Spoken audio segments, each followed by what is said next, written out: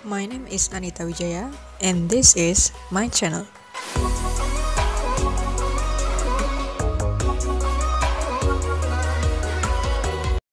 Halo semuanya, jadi di video kali ini kita akan belajar mengenai shock anafilaktik.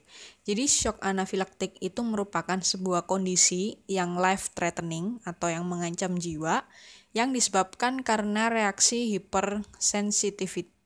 Jadi reaksi hipersensitivitas terhadap apa?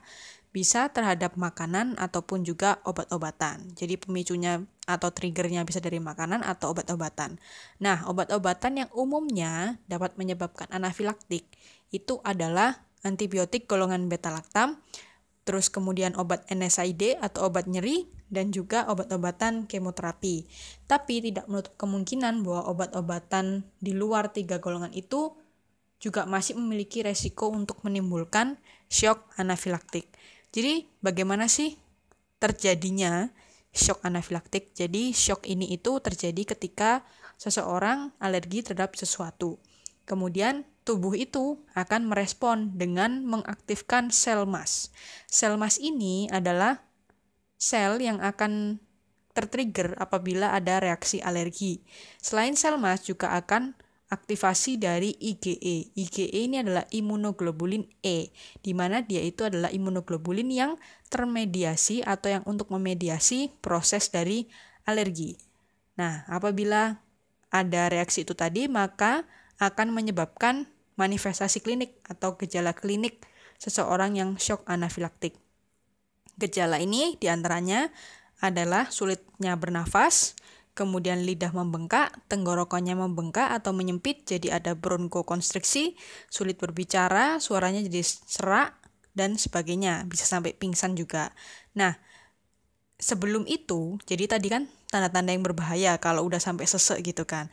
Nah, sebelum itu biasanya muncul gejala alergi yang kurang berbahaya, seperti pembengkakan wajah, atau wajah jadi merah, atau misalnya timbul ruam di kulit tangan atau di kaki yang merupakan gejala alergi. Jadi di sini yang penting adalah ketika seseorang itu memiliki alergi terhadap sesuatu itu jangan diremehkan, karena kalau misalnya reaksi alerginya itu masif, itu akan membahayakan seseorang. Jadi shock anafilaktik ini terjadinya sangat cepat dan juga dapat menyebabkan kematian. Itu resiko yang paling buruk. Jadi apa yang harus dilakukan ketika ada gejala-gejala alergi, maka sebaiknya teman-teman atau pasien itu mencari pengobatan. Bisa entah pergi ke dokter ataupun pergi ke apotek. Tapi kalau sampai parah, kalau misalnya sampai sesek kayak gitu, lebih mending langsung ke IGD aja sih. Tapi kalau misal reaksi alerginya masih cuman ruam aja, gatal-gatal di kulit, mungkin bisa pakai obat-obatan antihistamin, di mana itu merupakan obat-obatan anti alergi, seperti itu.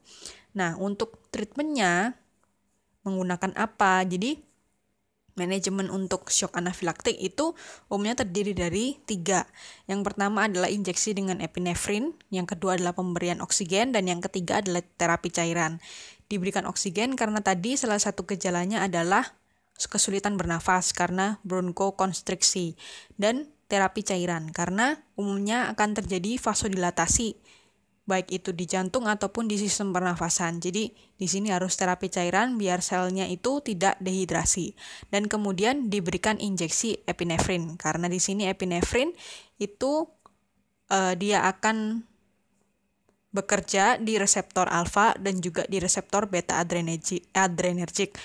Outcome-nya adalah dia bisa memberikan vasokonstriksi dan juga bisa memberikan efek kronotropik positif di jantung, sehingga bisa membantu memulihkan gejala-gejala klinik dari shock anafilaktik. Oke, sekian dulu video kali ini. Kalau misalnya ada kritik saran bisa dituliskan di kolom komentar. Thank you.